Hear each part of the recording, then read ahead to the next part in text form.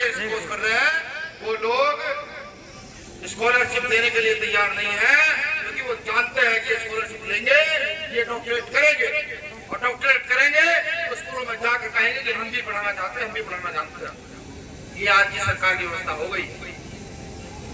आज भी सरकारी नौकरियों में जो सुख सुविधाएं मिलनी चाहिए वो निरंतर डैमेज की जा रही है। जो मैं कह रहा हूँ, पढ़े लिखे लोग इस बात को समझ रहे होंगे। धीरे धीरे करके सारे कानूनों को कमजोर किया जा रहा है। आप जाकर देखिए, हर घर में ग्रेजुएट बच्चा बैठा हुआ है। रोजगार दिया जा सकता था नहीं है, ये सरकार की जिम्मेदारी है, लेकिन रोजगार कहां से होगा? अभी पुलिस भर्ती पीछे आई, पुलिस भर्ती तो आई थी ना, बहुत सारे लोगों ने टेस्ट दिया होगा, लेकिन टैक्स देते ही पता लगा पुलिस का पेपर लीक हो गया। आप जानते हो क्या? वो ये है कि पेपर लीक तो नहीं हो सकता। अगर मैंने कोई काम प्रदेश अध्यक्ष को बताया, जब तक ये किसी को दूसरे को तीसरे को ना बता दे तो क्या जानकारी लग सकती है? क्या नहीं लग सकती। यही पेपर लीक की चोरी है कि जब पेपर बनाया जाता है तो सरकारी अधिकारियों के पास रखा जाता है, और जब तक सरकारी अधिकारी ना चाहे तो पेपर लीक नहीं हो सकता। अब क्योंकि सरकारी अधिकारी नेताओं के दबाव में पेपर को लीक कराते हैं, तब पेपर लीक होता है। और उसकी जानकारी कैसे लगती है? जब अधिकारी को या कर्मचारी को या किसी नेता को अपना हिस्सा नहीं मिलता तो वो शोर बचाता है कि चोर ने चोरी कर ली, चोर ने चोरी कर ली। अब सोचो कि अगर वो शोर ना बचाए तो हमारा एक बच्चा जो पिछले 4 साल से धूप में दौड़ रहा है, सर्दी में दौड़ रहा है, 20 किलोमीटर जाकर अपना कंपटीशन की तैयारी कर रहा है, क्या वो नौकरी लग पाएगा? एक बच्चा 4-5 साल से तैयारी कर रहा है और एक बच्चे को रात को पेपर मिला, 10 लाख देके सुबह उसने पेपर के क्वेश्चन उतारे और पेपर में गया और फटाफट करके पेपर आ गया। क्या आपके बच्चे को नौकरी मिल जाएगी? है कि मिल जाएगी? उसकी 4 साल 5 साल की मेहनत कहाँ चली जाएगी? इसको समझने का प्रयास कीजिए। सरकार करप्ट हो चुकी है, और अगर डॉक्टर अम्बेडकर के लोग ना समझे, आज भी जाति धर्म के फेरे में पड़े रहे, आज भी भाषा के चक्कर में पड़े रहे, आज भी क्षेत्रवाद के चक्कर में पड़े रहे, तो 10 से 15 साल के बाद कुछ कहने सुनने के लिए नहीं होगा, सिर्फ याद करने के लिए होगा कि कुछ पागल लोग खड़े हुए थे, नीला पन्ना डाल करके चीख चीख कर कह रहे थे अपनी सत्ता स्थापित करो, अपने लोग स्थापित करो, यहाँ पर बाबा साहब की सत्ता स्थापित करो, बुद्ध की सत्ता स्थापित करो, समानता की सत्ता स्थापित करो। लेकिन वो तो चले गए। अब कैसे सत्ता को स्थापित किया जाए? सांप के जाने के बाद डंडा मारते रहोगे तो कोई फर्क नहीं पड़ेगा। बहुत सारे नेता हैं, जब किसी बेटी का रेप होता है कोई नेता निकल कर नहीं आता। अभी घटना कहाँ हुई है? बाल काटने पर क्या हुई? रायबरेली में एक परिवार के बच्चा बाल काट रहा था, अर्जुन बस बाल काटने के बाद उसने पैसे मांग लिए, गोली मार दी। भाजपा के वरिष्ठ नेताओं में आते हैं जिन्होंने गोली मारी है। साहब, किसी नेता की हैसियत तो नहीं हुई कि वहां जाकर उस बच्चे को न्याय दिला सके। ये गया निकल कर अपना काम छोड़कर कि मैं जाऊंगा, मेरे परिवार का आदमी मरा।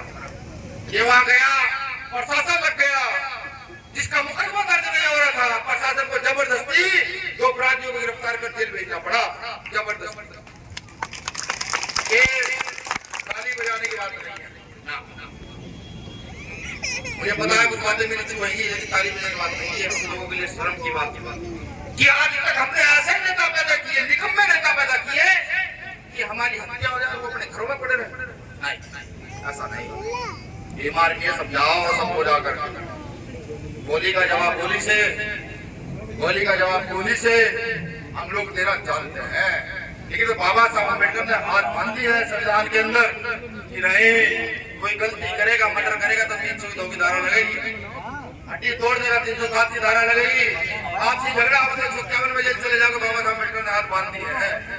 वही मैं उनको भी कहना चाहता हूँ तो लगातार इस तरह के काम कर रहे हैं। देखो भाई, हमारा पहले से इतिहास रहा है, हमारे पुरखे राजा रहे, हमने भीमा कोरे काम किया, हमारी चमार रेजिमेंट रही, यहाँ पिछली पासी छीता पासी का राजा है, यहाँ उदा देवी पासी रही है जिसने अकेली ने अपना लोहा मनवाया। तो वो खून तो हमारे उबाल तो हमारे खून में असर है पहले से, और बहुत उबाल है, लेकिन ये उबाल शांत रहे तो अच्छा है। हम विध्वंस की ओर नहीं जाना चाहते। हम बुद्ध के लोग हैं, हम रैदास के लोग हैं, हम नानक के लोग हैं, हम कबीर के लोग हैं, हम शांति के लोग हैं। हम शांति चाहते हैं, लेकिन अपने हक अधिकार छीनते भी नहीं देख सकते। आज भीम आर्मी खड़ी हो गई है। अभी भीम आर्मी का मात्र एक कार्यकर्ता अपने जिताकर संसद में भेजा। क्या नाम है उनका? चंद्रशेखर। अरे जोर से बताओ। चंद्रशेखर आजाद। इसके नाम से पूरी संसद हिल रही हो, देसी लॉ उसकी इतनी कम आवाज में और जोर से बताओ। चंद्रशेखर आजाद। अभी तो भीम आर्मी का एक ही कार्यकर्ता संसद में गया, उससे लोग परेशान हो गए। आप सोचो, जब ये आपके बीच का डॉक्टर कुलदीप भार्गव फांसी जाएगा, जब ये डॉक्टर पी के सागर जाएंगे, जब ये हमारे नाम में आपको भूल गया, जब भाई हमारे खुर्शीद वहां जाएंगे, तो क्या होगा? क्या होगा संसद में? किसकी बात होगी बताओ? हमारी बात होगी ना? गरीबों की, किसानों की, कमेरों की बात होगी नहीं होगी? होगी। लेकिन होगी कब? जब मुट्ठी बंद करके एकजुट हो जाओगे, दूसरे के पैसे को देखकर अलायक नहीं होगे, किसी से डरोगे नहीं। बाबा साहब के द्वारा दिए गए लोकतंत्र के अधिकार का सही प्रयोग करके इस देश में नीले पड़ने वाले लोगों की सत्ता स्थापित कर दोगे। ये तब हो पाएगा मेरे साथियों, मेरे दोस्तों। वरना आज अगर देश के शिक्षा की बजट की बात की जाए, देश के विकास के बजट की बात की जाए, तो आप उठाकर देखोगे बजट तो इतना बड़ा बनता है, लेकिन हम लोगों तक आते आते वो बजट 100 रुपए में से 10 पैसे रह जाता है। तो ये आपको भी समझना पड़ेगा कि सत्ता को स्थापित कैसे करना और क्यों करना। सत्ता स्थापित कैसे की जाएगी, ये भी बड़ा सवाल है, क्योंकि जिनसे लड़ाई है वो चाहे तो कितना पैसा खर्च कर दे, कितना भी पैसा। ईमानदार से बताइएगा, यहाँ आने के लिए किसी को पैसा दिया गया है क्या? जोर से बताइए। नहीं। कुछ खाने को दिया हो भी ना भाई, लालच लिया हो नहीं? नहीं। भैया लालच ले लो, चल रहा दिल्ली आ रहे हैं। क्यों आए हो? बोलो क्यों आए हो? सम्मान के लिए आए हो ना? ये बताने आए हो कि हम भी जिंदा। अब सोचो, वो लोग पैसे देकर लोग इकट्ठा करते हैं, क्या देके? पैसे देके, दावत देकर लोग इकट्ठा करते हैं। हम लोग जब हम अपना एक दिन छोड़कर यहाँ, अपनी मजदूरी छोड़कर यहाँ इकट्ठा हो सकते हैं, तो साथियों हम सत्ता पाने के लिए भी कुछ भी कर सकते हैं। सत्ता पाने का मात्र एक मार्ग, एक तरीका है, दूसरा कोई तरीका नहीं। प्रचार। क्या आप अगर प्रचार शुरू कर दे, आप मन बना ले कि हर रोज 1 घंटा 2 घंटा जिसको जितना समय है, किसी की शादी में जाओ, किसी के मरने में जाओ, जन्मदिन में जाओ, रिश्तेदारी में जाओ, यारी दोस्ती में जाओ, कि जाकर Bhim army Bharat action mission का, आजाद समाज पार्टी काशीराम का प्रचार करना, जाकर कहना है कि अगर तुम वाकई डॉक्टर अम्बेडकर के लोग हो, वाकई बिजलीपासी के लोग हो, वाकई मदारी पासी के लोग हो और वाकई जीरा भाना के लोग हो, तो तुम सिर्फ जाकर के भीम आर्मी आजाद समाज पार्टी की सदस्यता ग्रहण करो और उन लोगों के साथ कंधे से कंधा मिलाकर खड़े हो जाओ। अगर हमने काम शुरू कर दिया साथियों, तो काम हमें अगले 15 साल में करना है, तो काम हम अगले 7 साल में कर जाएंगे। ये सब कहते हैं कि भीम आर्मी जब काम करती थी, तेज काम करती कि ये सब लोगों को पीछे छोड़े, और मैं गर्व करता हूँ अपने एक एक कार्यकर्ता पर। क्यों? जब इसको लेकर गले में चलता है तो उसको कपड़ा ना समझ के अपना कफन समझता है, और मन में उसके की बात रहती है, किसी बेटी के साथ गलत होगा, भाई के साथ गलत होगा, बुजुर्ग के साथ गलत होगा, और अगर उसके लिए लड़ते मेरी जान भी चली जाती तो मुझे कोई परवाह नहीं है, मैं गर्व करता हूँ अपने कार्यकर्ता। ये बात आपको भी समझनी होगी कि जो लोग रात दिन आपके लिए मर रहे हैं, मनीषा वाल्मीकि का रेप हुआ, कोई देश में नहीं बोला, भीम आर्मी बोली। अभी बाल काटते हुए हमारे भाई का हत्या हुई, कोई नहीं बोला, भीम आर्मी के लोग बोले। अब आपको भी समझना होगा,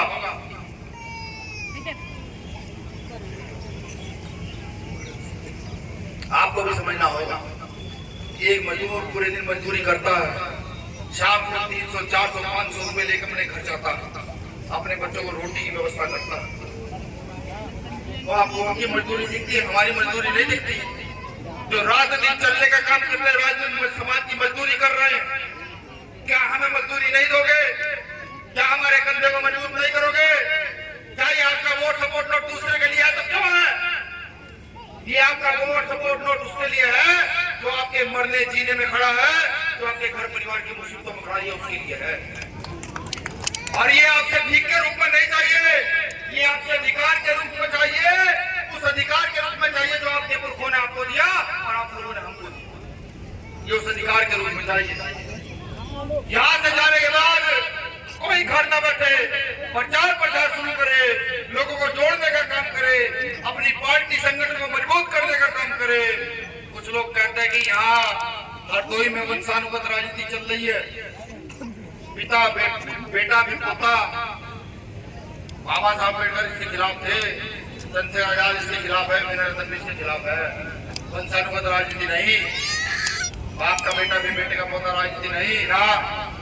अब राजनीति वो लोग करेंगे जो राजनीति में सक्षम होंगे, राजनीति वो लोग करेंगे तो पढ़े लिखे ज्ञानी होंगे, राजनीति वो लोग करेंगे जो गरीबों के किसानों की व्यवस्था सुधारने का काम करेंगे, राजनीति वो लोग करेंगे जिनको सदियों सत्ता से दूर रखा गया, राजनीति वो लोग करेंगे जिनका इस देश में बड़े पैमाने पर शोषण कई हजार साल हुआ। तो मैं आपसे भी निवेदन करता हूँ कि सब लोग बड़ी मजबूती के साथ मन बना लीजिए, सामाजिक आंदोलन के साथ साथ अपना राजनीतिक आंदोलन मजबूत कीजिए। अगर आपने सामाजिक आंदोलन भीम आर्मी के साथ साथ आजाद समाज पार्टी नाम का राजनीतिक आंदोलन मजबूत किया तो ज्यादा बड़ी बातों में नर्तन सिंह नहीं कहता, सिर्फ इतनी बात जरूर कहूंगा कि आपके घर की आर्थिक मजबूती करने की जिम्मेदारी हम सब लोगों की होगी। आपके घर में रोटी कपड़े मकान की पढ़ाई की व्यवस्था की जिम्मेदारी हम जैसे लोग खड़े होकर कराएंगे, ये जिम्मेदारी मैं लेने के लिए तैयार हूं। लेकिन आपको अपनी जिम्मेदारी समझनी होगी, आपको अपना एक रुपया काट करके इस संगठन पार्टी को मजबूत करना होगा। आपको अपने घर से निकल करके काम छोड़ करके इस बाबा साहब अम्बेडकर की व्यवस्था को आगे बढ़ाना होगा। आपको भी ये बताना होगा कि नहीं, हम गरीब दुर्बे किसान कमेरे लोग, हम मजदूर लोग इस देश की व्यवस्था को चला सकते हैं, हम भी राज स्थापित कर अपना राज देश में स्थापित कर सकते हैं, आपको बताना होगा। मेरा तो बस एक ही सवाल अंत में मैं जानना चाहता हूँ, ऐसे कितने लोग हैं जो चाहते हैं कि हमारे पुरखों की तरह हमारा राज स्थापित हो, खड़े कर तो ये कहता है कि भैया हमारा राज स्थापित होना चाहिए, यहाँ बाबा साहब अम्बेडकर की सत्ता का स्थापित हो और हम बराबरी के लिए लड़ने का काम करें। हाथ दीजिए कर दीजिए।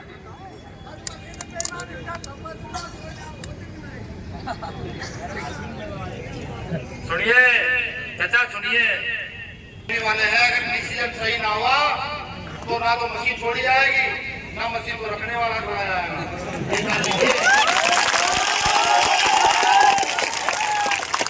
जब भाई चंद्रशेखर आजाद की काउंटिंग चल रही थी तो वहां कुछ लोगों ने तीरंदाजी करने का प्रयास किया। अब पूरब से, पश्चिम से, मध्य यूपी से, बुंदेलखंड से सब लोग वहां पहुंचे हुए थे। तो वहां हमारा कार्यकर्ता है गाजियाबाद का, भाई सुनो, ये बीमारी वाले मशीन के चक्कर में पड़ते, ये तो जीत पहले ले चुके, बाहर पड़े 50,000 लोग, वो तो जिता चुके भाई चंद्रशेखर। ये तो फॉर्मेलिटी है कि काउंटिंग हो जाए, सबको पता लगे कैसे जीते हैं। और अगर किसी चक्कर में हो, भ्रम में हो कि यहाँ को फेरबदल करोगे तो चू मत करना, चू जहाँ के बात छोड़ दो, चू मत करना, वरना चूचा करने लायक रहोगे नहीं। आप ये समझो,